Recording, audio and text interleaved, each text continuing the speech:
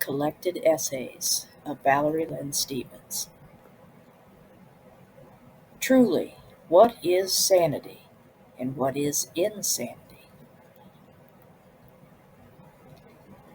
Sometimes the ones running the asylum are the true psychopaths.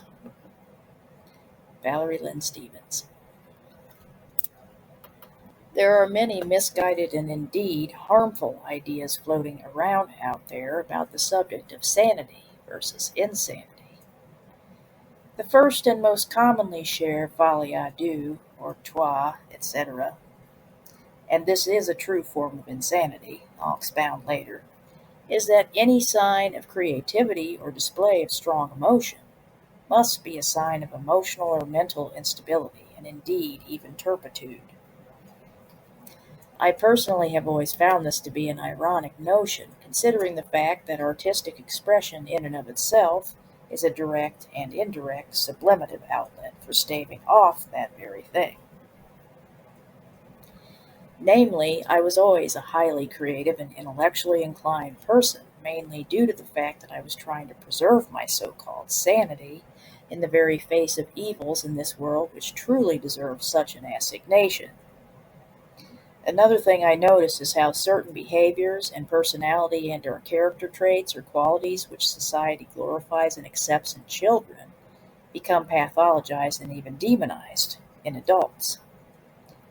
For example, let's say there is a child carrying on an animated conversation with another person and or persons whom we might not be able to see, but that child interacts with them as if they're there, in both an emotional sense and in a physical sense.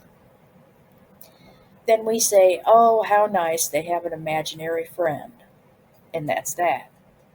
It is accepted as normal and even a kind of milestone of childhood, even, and we move on and let them be.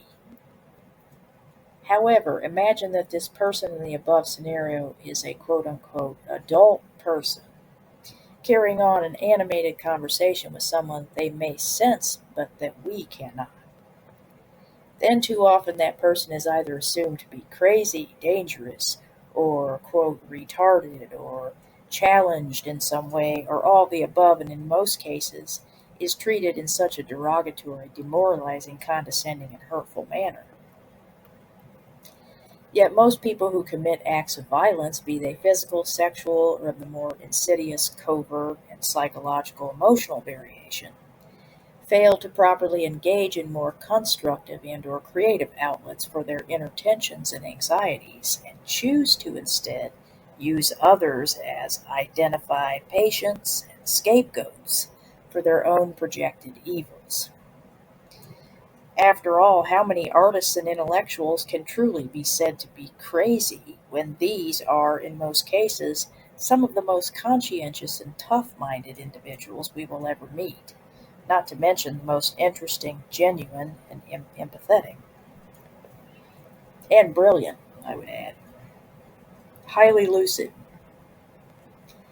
Furthermore, there is another misconception concerning sanity versus insanity and who's who and what's what.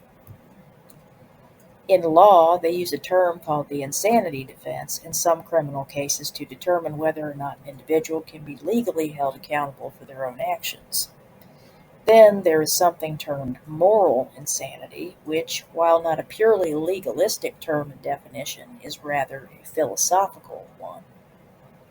In fact, the denotative definition of moral insanity allows for certain sinister character qualities to be present in an individual without the accompanying intellectual impairments, as is assumed in the insanity defense.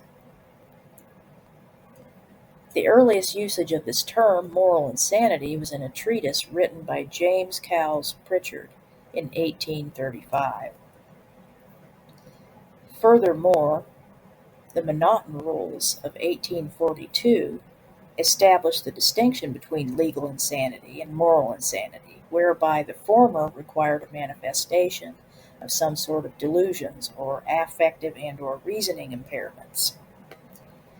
In my view, the only true form of insanity is moral insanity, or as we theologians and laymen alike refer to as the original sin human nature.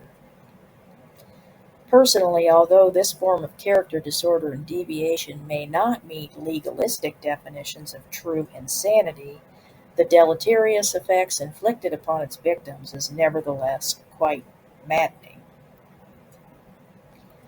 Thus, without dispensing of the term moral insanity, let's just assume this form of madness to be, albeit in a league of its own, nevertheless a mark of a very disordered, disturbed, and diseased mind indeed. Moreover, these individuals whom we would deem today as suffering from personality and character disorders are very much accountable for the untold and long-lasting damage that their abuses and exploitations cause to their victims and survivors. However, the insanity inherently assumed in my designation of true insanity refers mainly to the gross distortions of moral truth and order which this kind of human evil contributes to and even champions. Judeo-Christian scripture refers to this as the lawlessness of sin. 1 John 3:4. Everyone who practices sin also practices lawlessness, and sin is lawlessness. And although these individuals cannot rightfully claim the insanity defense, the confusion, chaos, and senselessness which they contribute to in the world is plain for all to see. Yes, ladies and gents, oftentimes the ones running the asylum are the true lunatics and sociopaths. Now that's truly insane. But we survivors can console ourselves with the fact that the scapegoats are the ones who are set free in the end. And that's justice wrought by the Most High Author and Prince of Peace, and not discord, and perfect order, and not chaos. For true sanity is determined not only by the soundness of one's mind, but by the deepest motives of one's heart.